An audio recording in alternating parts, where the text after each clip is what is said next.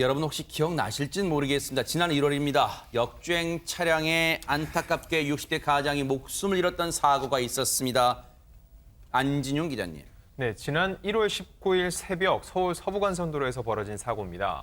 네, 흰색 승용차가 400m가량을 역주행 오다가 마주오는 택시와 부딪히는 사고였는데요. 당시 운전대를 잡았던 30대 중국 동포는 면허 취소 수준의 만취 상태였습니다. 아이고. 부딪힌 택시를 타고 있던 택시기사는 머리 등을 다쳐서 병원으로 이송돼 치료를 받았지만 사고 이틀 만에 숨지는 안타까운 사고였습니다.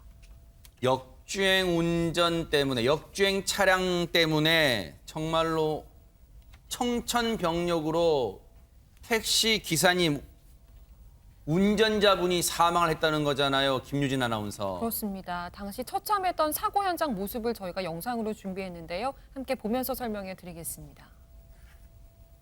서로 세상에. 부딪힌 차량 2대에서 불길이 치솟습니다. 도로가 통제된 가운데 소방관들이 급하게 물을 뿌리고 또 부상자들을 구조하고 있는데요. 역주행을 한 30대 운전자는 동승자와 함께 병원으로 옮겨졌고 60대 택시기사도 병원으로 옮겨져서 치료를 받았지만 들으신 대로 끝내 숨지고 말았습니다. 너무너무 안타깝잖아요. 그런데 저 30대 운전자, 역주행했던 차량의 운전자입니다. 근데 김복준 의원님, 음주운전, 역주행도 정말로 기가 막히고 큰 죄인데 저 더 큰 죄가 있다면서요, 운전자한테? 예, 이 사람은 이제 아마 그 역주행을 했기 때문에 술 냄새도 나고 하니까 경찰이 이 병원에서 이들의 혈중 알코올 농도를 측정하기 위해서 혈액 채취한 모양이에요.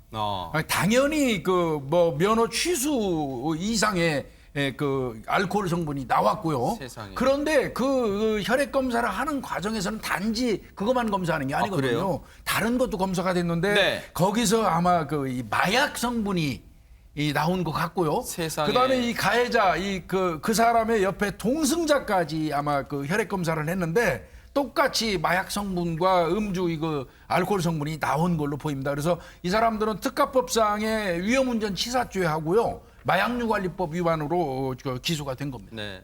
너무너무 억울하다 보니까 유족 입장에서는 이 사고 차량 운전자에 대한 엄벌을 호소하고 나섰다면서요, 최재봉 교수님. 네, 그렇습니다. 지난 1월 29일 날 국민청원 게시판에 이 사망하신 분의 따님이 글을 올렸습니다. 청원을 올렸는데 청원 내용을 보면 이렇습니다. 숨진 택시기사의 딸이다 본인은 그렇게 얘기를 하면서 전날 눈도 오고 해서 엄마가 오늘은 나가지 말라고 했는데 아빠는 조금이나마 벌고 오겠다며 아유. 걱정하지 말라며 나간 모습이 마지막 모습이었다.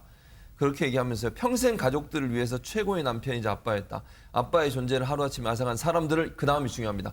엄중하게 처벌할 수 있도록 부탁드린다. 이런 걸 올렸습니다. 저도 저게 동의하고요. 엄중하게 처벌돼야 될 걸로 보여집니다.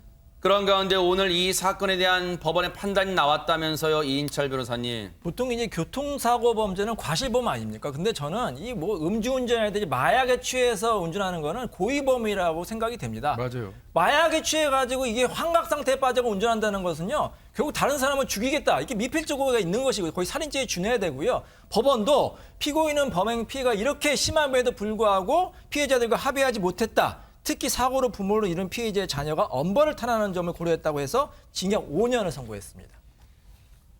하늘도 무심치 않습니다. 정말 이 운전자에게 엄벌이 내려졌으니 그나마 유족분들의 원통함이 조금이나마 좀 풀리기를 기대해 보도록 하겠습니다.